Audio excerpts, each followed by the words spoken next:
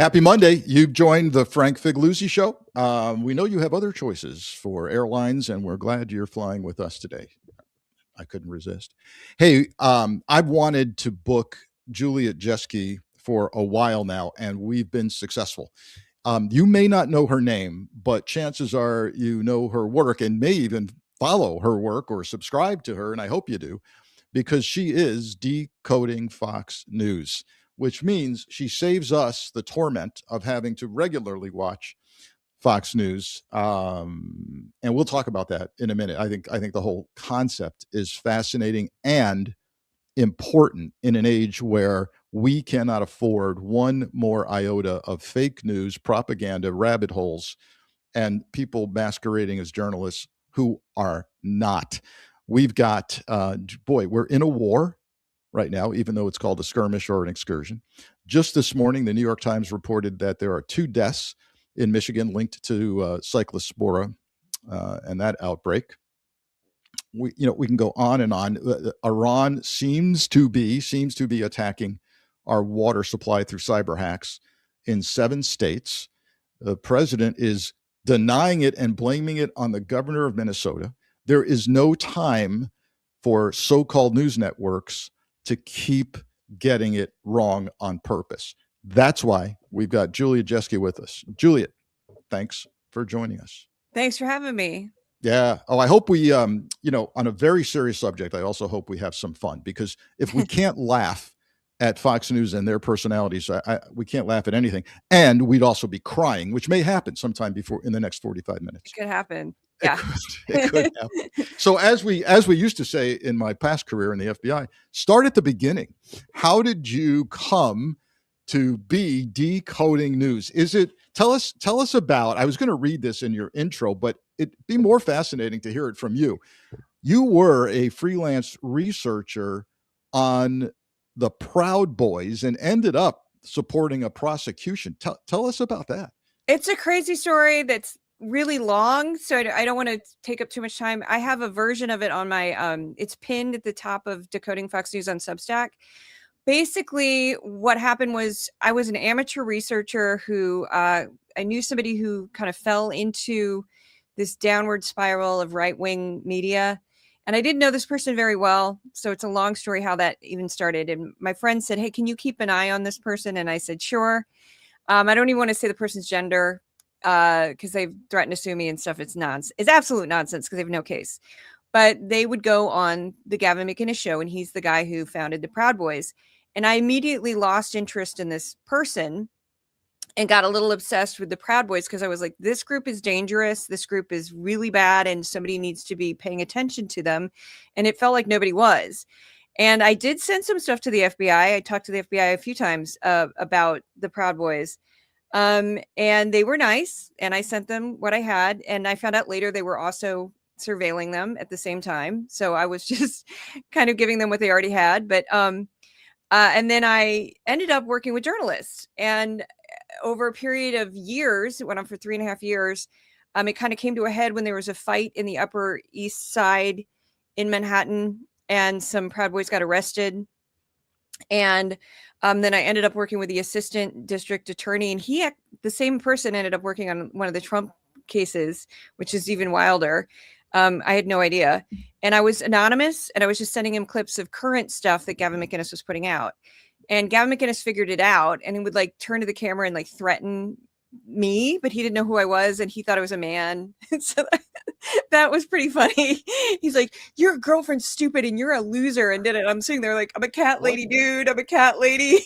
like you're way off. And there's a lot of women who work in that space, who work in the anti kind of extremism space. There's a lot of women. Yes. And so long story short, the same week that there was that horrible attack on the synagogue in Pittsburgh, and I had kind of an epiphany and went, I have to do this for a living, because I can't just sit by and watch this anymore. And I didn't know how to do that. And I thought, well, I'll go to grad school. And I applied to 2 schools. One school lost my application, part of it. It didn't tell me. That's a bad sign. That's a bad sign. It was Columbia. It was expensive. They lost you. They lost part of my application and didn't tell me. And I specifically said, so you got my transcript, right, for my undergrad? And they're like, yeah, don't even worry about it. Don't worry about it. I have proof that they did this. And then they later they were like, oh, we didn't get your transcript. And I'm like, what? No kidding. So, but I went to CUNY, which is right here in the Craig Newmark Graduate School of Journalism at CUNY, which is City University, much less expensive, much better fit for me, I think. Sure. And then at CUNY, even though I was a total weirdo with this crazy background of going after the Proud Boys, and I have all 407 episodes of the Proud Boys, the show that the Proud Boys was formed on a hard drive. And I've been through these things. And so that material was so much worse than Fox. And Jeff Jarvis, who is a kind of a journalism wizard who helped found Entertainment Weekly, he was one of the founders of my school, and Craig Newmark. And he said, hey, he kind of figured out my background, and then he figured out my capstone was about right-wing media, and it was Tucker Carlson, OAN, and which is the other one? Oh, Nick Fuentes, who's like straight up Nazi. Oh my, you are a glutton for punishment. And then I was watching PBS and this really kind of fluffy NBC online morning show as my control to the crazy. And so I built this whole crazy capstone, which is like I don't know what you call like a thesis, like a graduate project or thesis. Yeah. And Jeff Jarvis found out about it, and he was intrigued. And like I turned it in, like we were supposed to turn it in, and within 48 hours, he's like, "I'm going to get you a grant. We're going to, but just can you do this? But just do it about Fox only." And I said, "Okay, sure." And then it took like 3 months before I got my first paycheck, and it was a survival wage, especially in New York. But I was in it to win it, and that I had the grant for 18 months. I will say the Lincoln Project is part of the reason that helped me survive, because about a year in, I did an interview with the Lincoln Project, and that boosted it. And then now I'm completely crowd funded, and I also make money off of social media, just off views. I don't have to align with a company or anything, but it was the whole thing has been a wild ride to go from the Proud Boys to like now I do Fox. And I found out in grad school, which I used to make fun of, they'd say, well, that's a great skill that you have. And I'm like, it's not a skill to watch Drek. And they're like, no, that's a skill. And I'm like, I think it's a tolerance. But right. Like, yeah. It's a fine line, fine line. Yeah. Most people just don't want to sit through it. That's why I just watch it like I'm watching for cracks. I'm always looking for weaknesses, cracks, anything I can exploit. So to me, it's like a constant hunt. And that's kind of how I felt about the Proud Boys material. It was always looking for something to make them look bad. So it was just like, okay. Oh, I got one, Right. Yeah. So no, that's an acquired, that is an acquired skill, that part. Give us a feel for how many hours of Fox you subject yourself to on a given week or month. Does it vary widely? And where do you focus? Daytime, nighttime, all of it? I used to do, when I started the project, and officially when you find descriptions of my projects, it says 15 hours of Fox, and it's usually far more than that. Lately, it's been about 25 hours. I've picked up extra because of the war, because the way they cover the war is very strange. I want to get into that. Yeah, it's this very, very odd. I started with I do Fox and Friends, I do The Five, and then I do, normally what I'm supposed to do is Fox and Friends, The Five, and then I rotate the primetime shows. So I don't touch Gutfeld because I don't consider that a news show. So I just do Ingram, Jesse Waters primetime, and Hannity, and I'll rotate. And lately I've been doing all three because it's like the war. Yeah. And it's hard because it's a lot to go through. And then I also watch PBS, and I compare. PBS is sort of my, okay, this is reality, and then this is Goofy Town.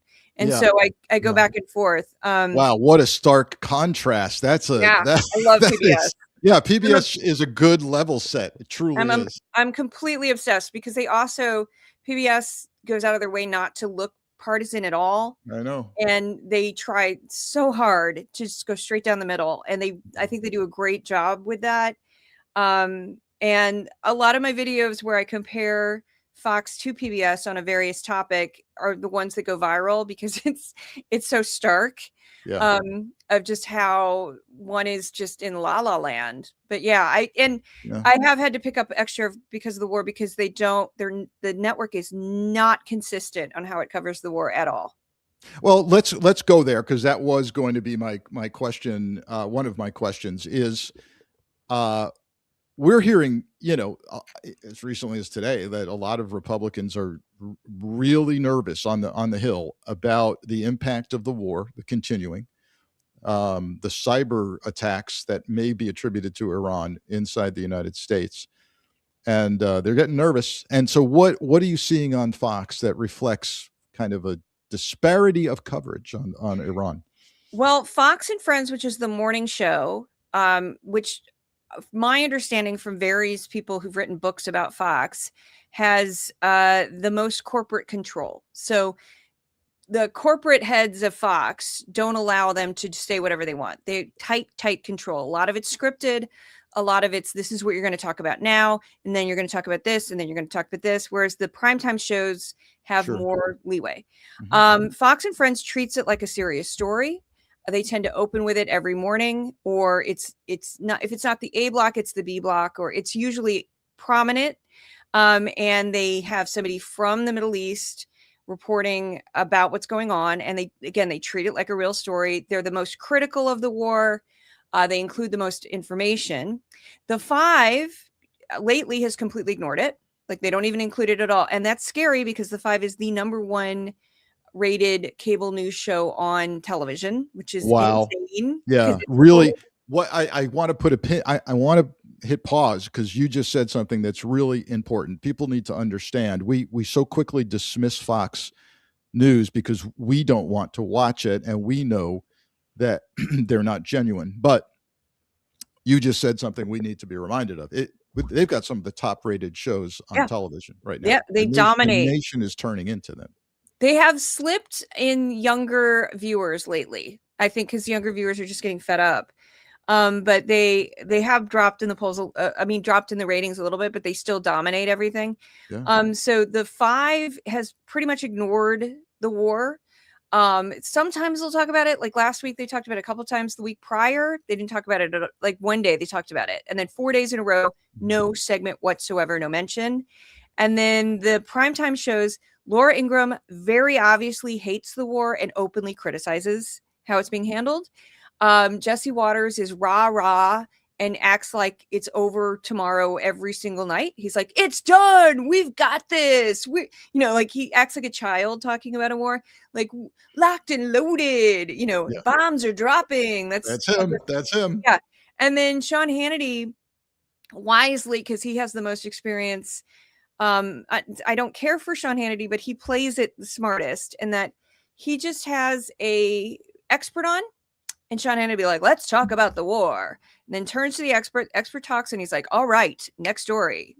But let's So he talk leaves about the expert out to if the expert says something crazy, that's on him. It's Okay, kind of how but Hannity handles it. but is he picking experts who are truly experts, or are they biased experts? Oh, they're all biased experts. Everybody Okay. they have on, everybody. Like Okay. Yeah. the only General Jack Keane, which is amazing because he actually works directly for Fox. He has a special title. He's an actual Fox employee. He's probably the most reasonable out of the retired military officers that they talk to, because he's a little bit less like rah, let's go kill everybody. Yeah. I've heard him sometimes, and he sometimes is reasonable. But are you saying he's a salaried employee versus, say, what I was for 8 years at MSNBC was a contributor? I was a contractor. You're saying he's on the rolls? Jack Keane has a title, and I can't remember what it is, but he has an actual title of like, Okay. because they'll tell you if they're a contributor or not. And most of the people they have on are just contributors. And like Keith Kellogg is a regular, and he's the one that will say crazier stuff. Like, let's just kill them all. You're just like, yikes.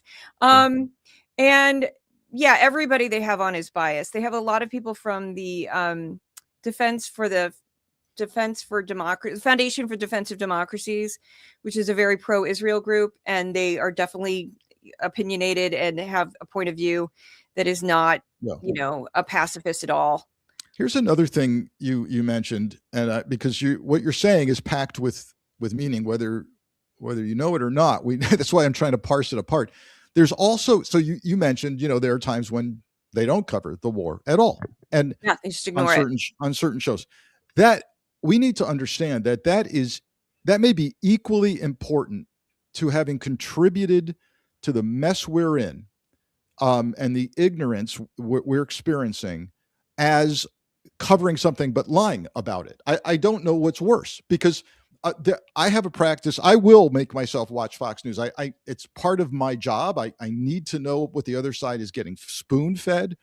But there are times that still shock me, although they shouldn't anymore, where something god awful has happened in the world, that maybe doesn't look good for Trump, right? So Yeah. CNN's got it, and everybody else has it. ABC's breaking into news, and MSNBC, and I'll go, okay, let me see how Fox is covering this. Well, they're not covering it at all. They're doing a story about puppy dogs or something, and Yeah. aren't these puppy dogs cute? And they will not cover it at all. Yeah. Do you see that? Yeah. Often? Last week was crazy. The last 2 weeks have been really nutty how they've covered the war. Like not last week, but the week prior. I would say, like I said, the Five covered it on Monday, and then they just stopped talking about it completely. And then the primetime shows were on and off. I believe Ingram only covered it twice. And then last week, if they covered it, it was incredibly short. Like Hannity had a segment that was 30 seconds long. Wow. And it was a news break that it looked like his show was pre-taped, because when they have these news breaks where they come in and they just go news break and you don't know what's going on, and it's a different correspondent, and they're like, reporting tonight from blah, blah, blah, blah, blah. And it was like a quick 30-second report about Iran. And that's usually when they've pre-taped the show. They'll stick that in there for breaking news. Yeah. And then he might be on the beach somewhere or something. I don't. yeah, Who yeah. knows? He tends to. From what I know, he will tape earlier in the day. And then another thing is, even Jesse Waters last week had a very, very brief segment because the news was just so bad they didn't know how to spin it. Right. Yeah, so and you just ignore it. Unbelievable. And then, do you see a distinction?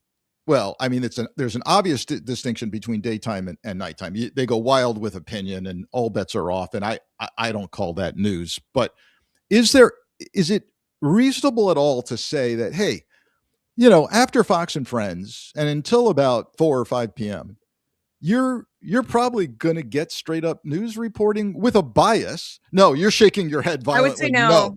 I would say no. No. I don't watch on a regular basis. I don't watch the midday shows because I was asked when I first put the project together to focus on the shows that get the biggest audience. And that's why it's Fox and Friends, The Five, and Primetime. But I have seen those shows from time to time, and I would say they're still very biased, because they're still, it's the same thing where they won't tell you, or they just don't report on things that are happening, because it's like, a great example would be the Israel-Hamas war, or Israel-Hamas conflict, whatever you want to call that. Mm-hmm. They started to report about it when it first started, and then they dropped it, and they just wouldn't mention it. Yeah. So it would be like every now and then they'd be like, oh, something happened in Israel, or oh, Bibi Netanyahu said something. And then that's it. Like, you never saw Gaza. You never saw the destruction in Gaza. You never saw a wounded child. You never saw a wounded, woman. You would sometimes see men. They would sometimes show like Palestinians, but only if they were male on camera. And you're just like, this is warped. Or another thing they did that was very telling was, at one point, some hostages had died in Israel, and there were massive protests against Bibi Netanyahu's government by Israelis. Massive, like hundreds of thousands of people in the streets in Tel Aviv taking over. And the coverage was shocking because PBS showed aerial drone shots of just this, entire streets being completely filled with humans and these massive protests. And then I turned to Fox, and it was like 200 people off to the side, like just standing there, and they're like, look at the protest. And I'm like, you've got to be kidding me. Right. And they just act like there's no internal struggle politically inside Israel. Everybody loves Bibi Netanyahu. None of this is true, of course, No, not at all. They act like Bibi is universally Yeah. loved. He has no critics. At the very start of the war, actually, there was a time where they were interviewing somebody live from Tel Aviv, and the man was from Brooklyn, but he also lived in Israel. And he said something disparaging about Bibi, and Brian Kilmeade was taken. He goes, "What? What do you mean?" Like Brian Kilmeade was shocked, and the guy goes, "What do you mean?" Like a lot of people don't like Bibi Netanyahu, and apparently that clip like went crazy viral in Israel. I found out later. I clipped it, was just jumping out of my skin, like, oh my god, because they had no idea. Like the people.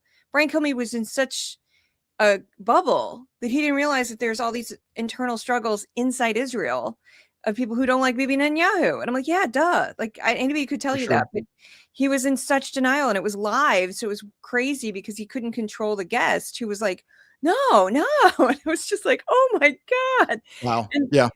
That's my favorite Fox clip, actually. There's there's kind of two buckets at least. I mean, one is the failure to cover something that's they deem as harmful, and then the other is covering something, but spinning it so badly that it falls into kind of propaganda and heavy bias. And I don't want people to think that the networks that they watch don't have biases, but those biases often show up the most in the morning editorial meeting, right? So, there's a meeting that sets the day and says, look, this looks like we should be covering this today, and maybe for the week. Here's what's happening Thursday. Somebody's got to cover this. We're going to emphasize this theme this today across the shows. Blah blah blah. And there's great independence, as you mentioned, on the nighttime shows. But and so there's a bias. But the difference I see is, I'm sure Fox News has editorial meetings, but the difference is this kind of this hellacious spinning that occurs, and we must cover it this way. I'm not aware of that happening in kind of normal news networks, but it happens in a big way on Fox News. I have to share this story just to emphasize this importance of not covering anything, which is I'm visiting an aunt and uncle a few years back, and they're elderly. They don't get out much, and they're hardcore MAGA, and they've got Fox News on all the time. So I'm actually sleeping over their house, and I go, hey, dude, look, let's do a favor. Can you do me a favor? Let's turn on the network that I work for, and just 15 minutes. And this is when the child separation policy at the border was happening.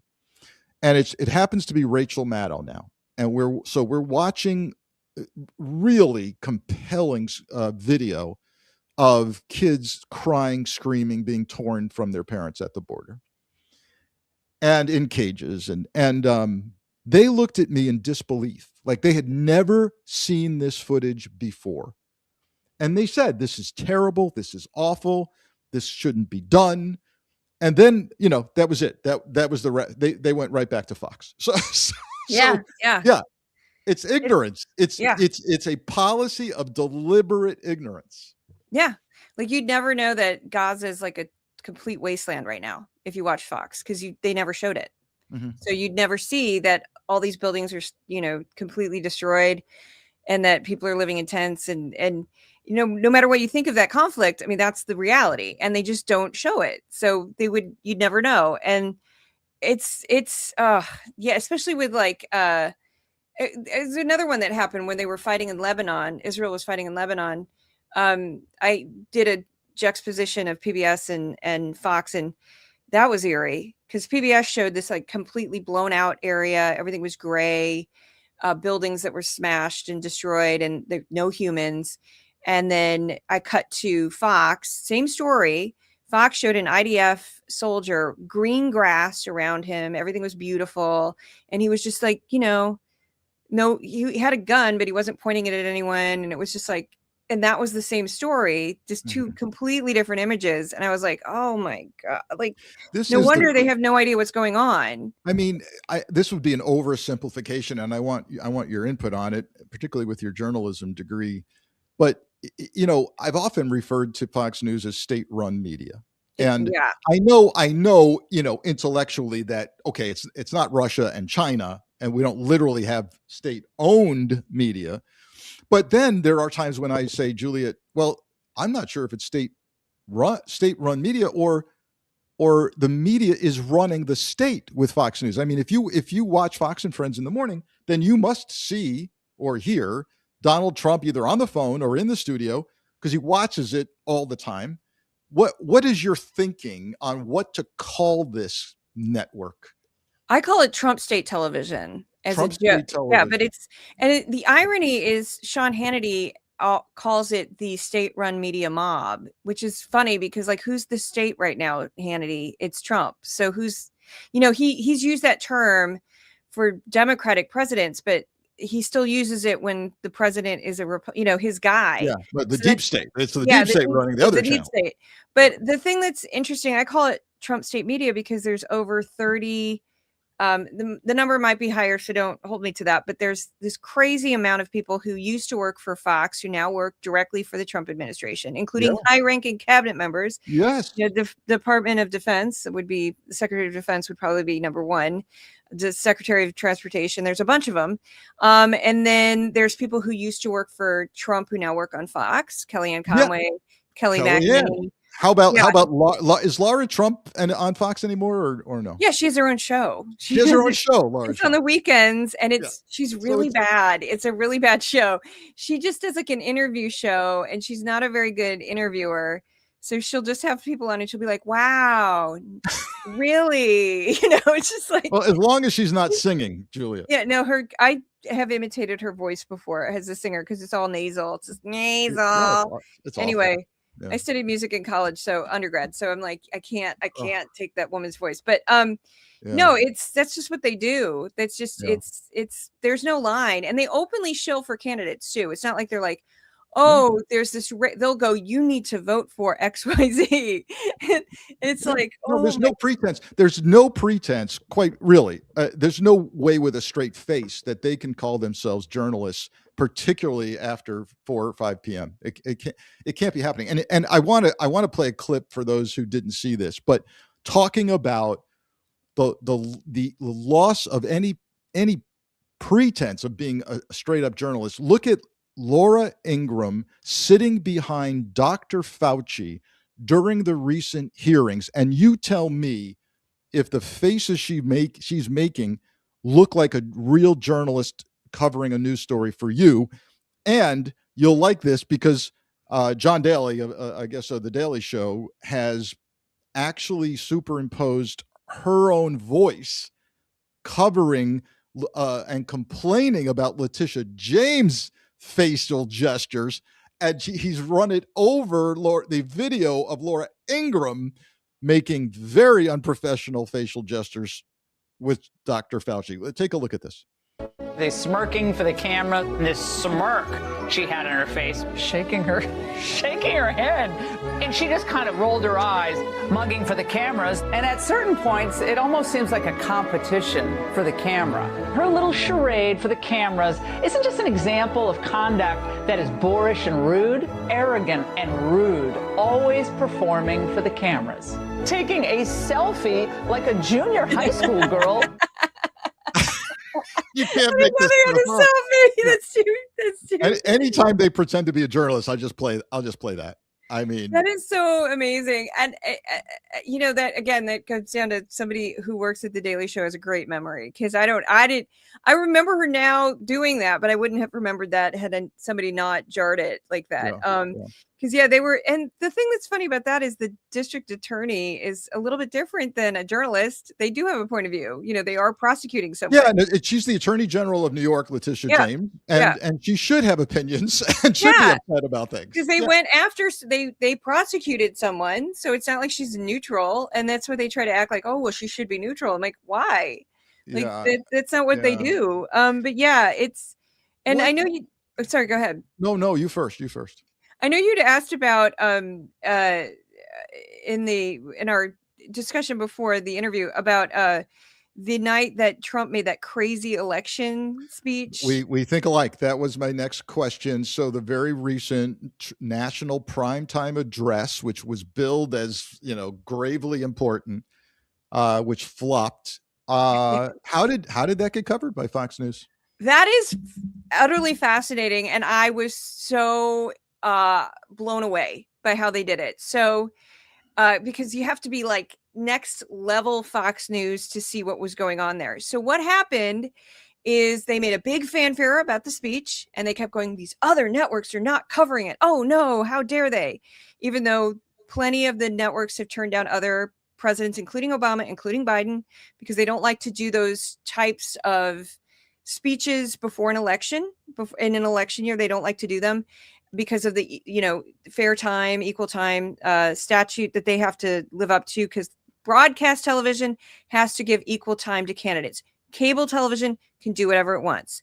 People constantly ask me that. So what happened is he gives the speech, and the speech is just full of nonsense, full of misinformation, disinformation, and just blatant conspiracy theories about the 2020 election. It's full of falsities.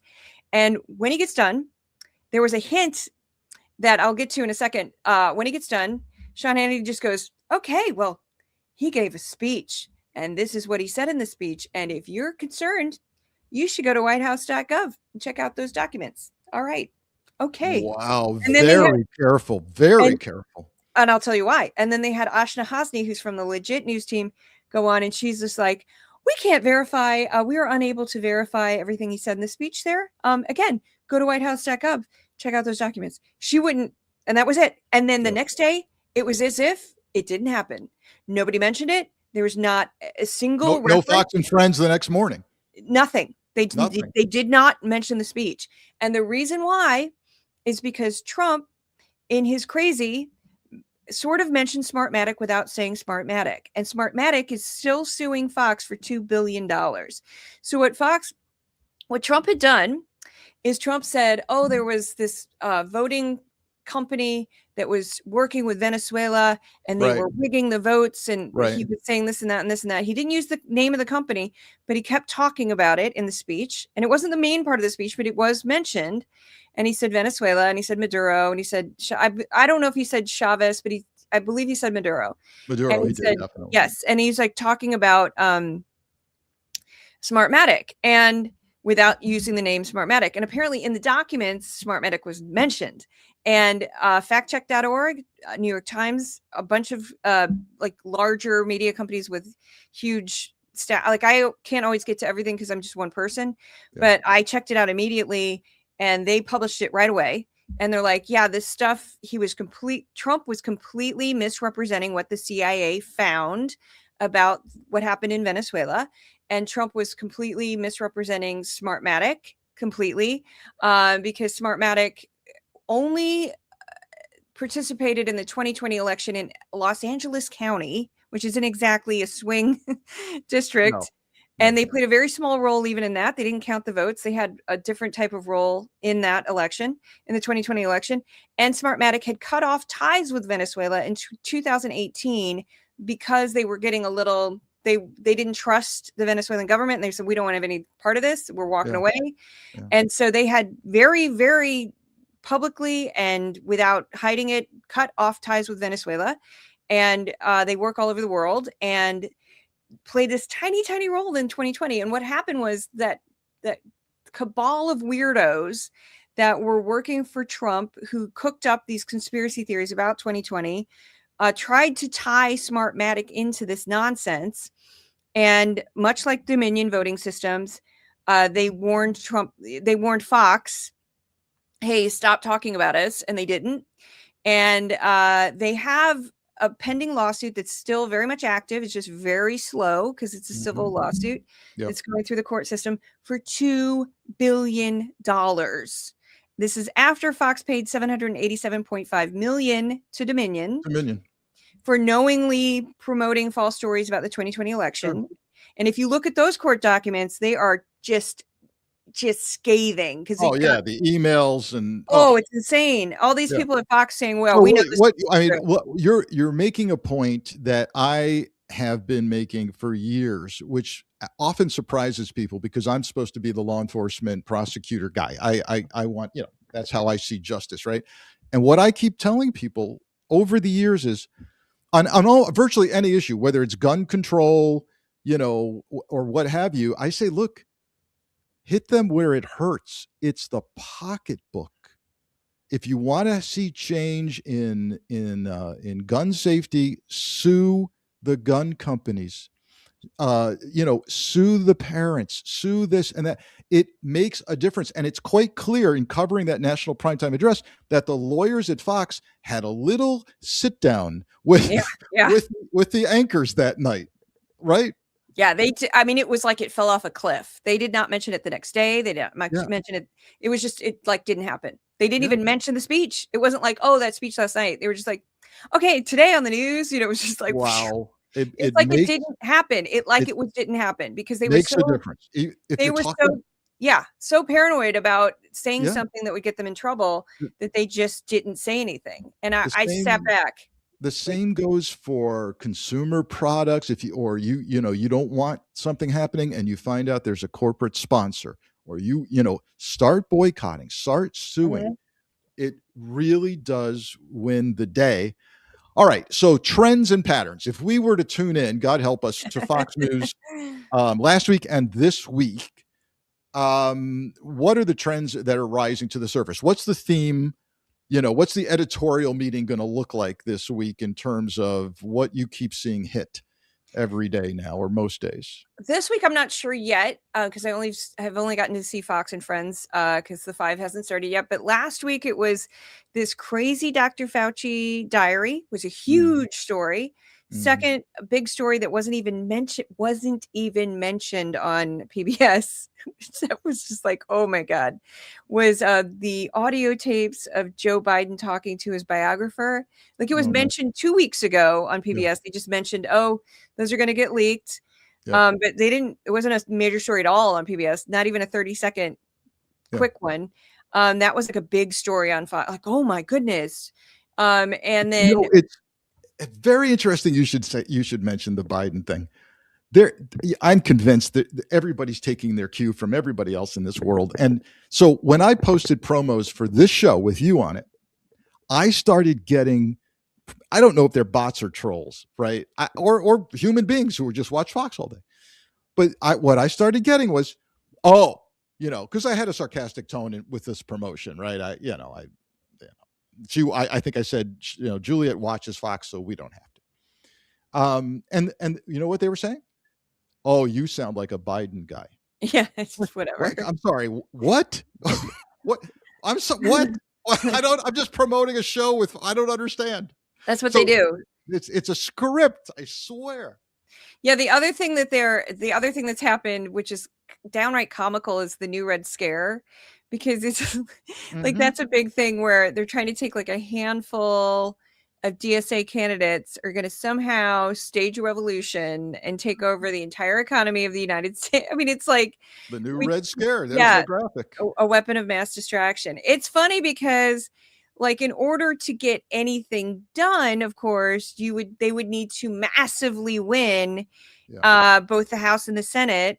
Overwhelmingly win the Senate. And right now, they haven't won a single Senate seat, and they may not, who knows? Right. And they've won a handful of primaries in House seats in deep blue districts, which again, so far, some of the folks to the far left or further left than the regular Democratic Party have won, but they don't necessarily hold on to those seats. So it's just like, the hysteria doesn't make any sense. It's like 70% of our economy is consumer spending. And you're saying that we're going to flip to communist? Like how? Yeah, so this fascinates me. Absolutely nutty. It may be, but I have to tell you, I think this is going to be their strategy moving forward. Oh yeah, 100%. We're going to start seeing commies around every corner. And yes, the Democratic Party's got something to deal with. They got to figure this out. I totally get that. That's great. But what's I think is being missed, and I'm not a political analyst, so who knows? Take it with a grain of salt. But what the MAGA Republicans haven't figured out yet is, maybe we're seeing these democratic socialists materialize because it's an extreme pendulum swing. Yeah, that's exactly what I said. Because of us, right? We're not taking care of any business, but they'll never concede that. But we are going to see this Red Scare, communist scare, well through the midterms and beyond, depending on who wins. But this gets to a more serious issue, which I think is overriding strategic themes on Fox are fear and shame. Yeah. Right? Fear and shame. So God help you if we should all be afraid of the commies. Yeah, yes, okay. And you should be ashamed if you have any empathy for this, or you think you should align with this person, right? Fear, shame, you see that repeated? Yes. Yeah. Fear and paranoia, a lot of fear. It's like I call it like the roller coaster of terror almost. So you get on board and they'll scare you from morning until night of they don't know how to handle crime right now because crime is actually down. So they don't know how to spin and that's that. bad. That's bad. Yeah. And they haven't been able to figure out how to spin that. They're trying to thing that they've done. I have to make an edit of it. I just haven't had time yet of what they're calling teen terror. Of teenagers going wild the big meetups. Yeah. And I'm like, teenagers have committed crimes since the beginning of time. I mean, it's like that age, as you would know, at the age of like, I think it's like 14 to 27 with males is like the prime crime age of like when people commit. It tends to be male, especially with violent crime, tends to be male. It's like 90% male. And it's from like age 14 to age 27 is like the prime year of like when, if a young man is going to commit a crime, it's that age bracket, just because they don't have their brains not completely formed yet, and they don't have impulse control, and they don't understand consequences and all that stuff. So that's part of it. But so they don't know how to spin the crime thing. So they've been going back to border. They're like reminding people about like, remember, here's one. There was a crisis last week where people from Morocco swam to a territory in Africa that is Spanish. Yes. It's technically Spain. Yes. But it's a territory in Africa. And the way they spun that on Fox is they're like, see, if these Democrats win, that's what's going to happen to us. Right. That's what they said. They flat out said that. Yeah, we're going to have an invasion. And I was like, oh, okay, that's a different country. They've done that again with, they'll find a crime story involving a migrant in Ireland. They were doing that as well. And like, see, that's a migrant in Ireland. And I'm like, that's a different country, but okay. Right. And yeah, it's all about fear. And they will another thing that they do is they will find a way. I've made jokes about this for the past 4 years because it's kind of dark to joke about, but they will just wedge it into anything, is the transgender issue of like, how to figure out how to somehow force transgender into a story where it doesn't belong. And because they know that's something that they can exploit, which is terrible because it's this tiny group of people that largely just wants to be left alone. Yeah, they do. And Fox just has a way to we're going to just, poke at that tiny marginalized group. So they do that. They'll find a way to go again, talk about transgender people, talk about crime, talk about migrants. And then anything kind of like another thing they do that cracks me up is they'll bring on like a trad wife or something, somebody I've never heard of, never seen before. And they were like, liberals are so angry at you right now. And I'm like, I have no idea who that person is. Like, right. And I'm like, and if she wants to have 8 kids, great. I don't care. That's her life. No one's stopping you. Yeah, that's her. If that's what she wants to do, that's fabulous. But they'll be like, everyone's so angry at you. Or here's another one, Sydney Sweeney, who's a young actress who everything she does, they find reasons to put her a story about her on Fox, and they'll always say that liberals are outraged. And I'm like, I had no idea that I'm online all day long. And I had no idea that she had a lingerie ad, or no idea that she said something, but they'll be like, everyone is angry. And I'm like, no, they're not. Nobody cares. I mean, you should be paying them for the publicity. Not that she needs it, but yeah, she's allegedly a registered Republican, and Trump loves that. But she also keeps saying, no one knows my politics, and I don't want them to. So it's all disingenuous. The Red Scare's coming. What else do you want us to know in our closing as we wrap up? What's kind of things to look for, or evidence that maybe the tail's wagging the dog, in the sense that what do you see that shows likely proof or some evidence that either Trump is dictating their agenda for the day or the week, or vice versa, that they feed him advice? And I mean, we've heard stories of Sean Hannity on the phone with Trump a lot. Well, there was one incident where Brian Kilmeade said something on air and Trump did it 20 minutes later. And it was Brian Kilmeade said, "Why don't you fire?" It was I'm going to get the guy's name wrong. The guy who walked around in the Nazi coat, who used to run ICE. Greg Bovino? Yeah, they fired him and they replaced him. They brought Tom Homan back in. Wow. Yeah, that happened. He said it, and 20 minutes later, Trump did it. I would say, for a ray of hope, a light at the end of the darkness, what I've been seeing in the past 2 weeks is this is Fox trying to lead Trump, in that they're saying this war is not working. This war is unpopular. They will look directly into the camera and say, this war is unpopular. No one likes this war. And this war is going to hurt Democrats. I've seen multiple people on Fox say that. This war is going to hurt Democrats? No, Republicans. My bad. Yeah. My apologies. They're becoming emboldened. Yes, they don't care anymore.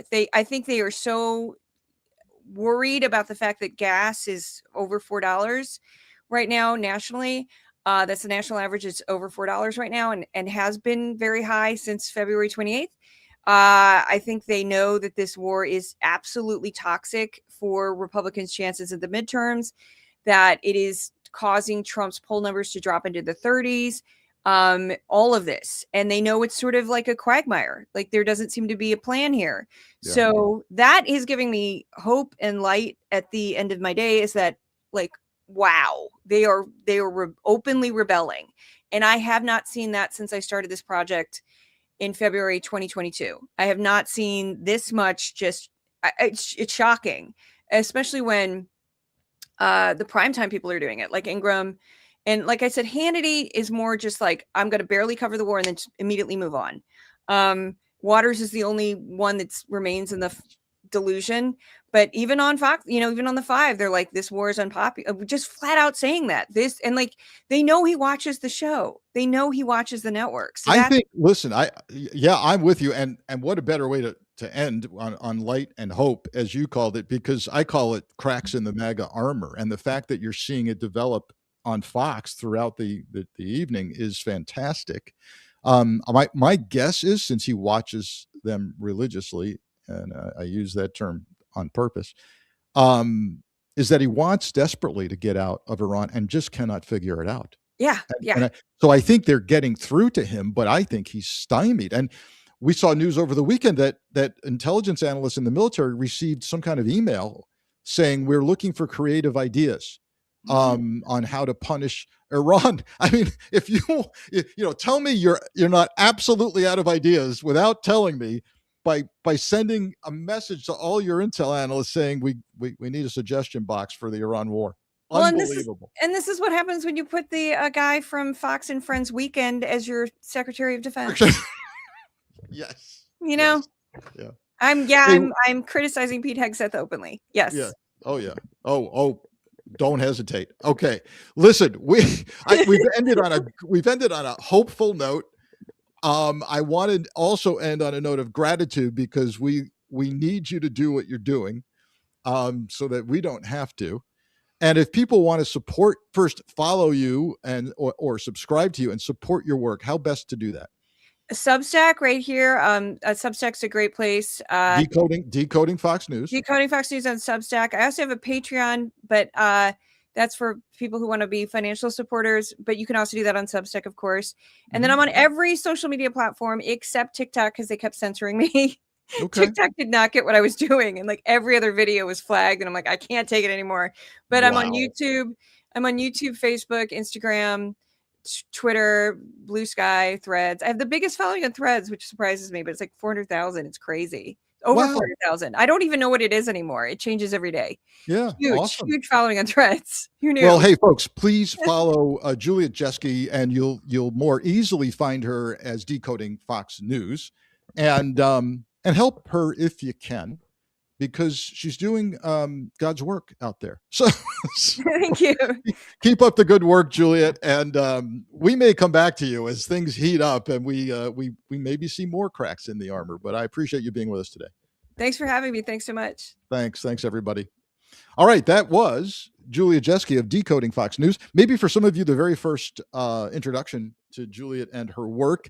It's a really nice niche that she's found, but it's we may have had some chuckles here today, but it's not funny because they are feeding this nonsense to millions of people and winning the ratings throughout the day and evening, with the possible exception of Rachel Maddow on MSNBC and some others. But you got to pay attention to that stuff, folks. Hey, I'm grateful you joined us. I'll see you Wednesday on the Frank Figliuzzi Show with none other than Jill Wine-Banks. I'll see you then. Thanks for joining.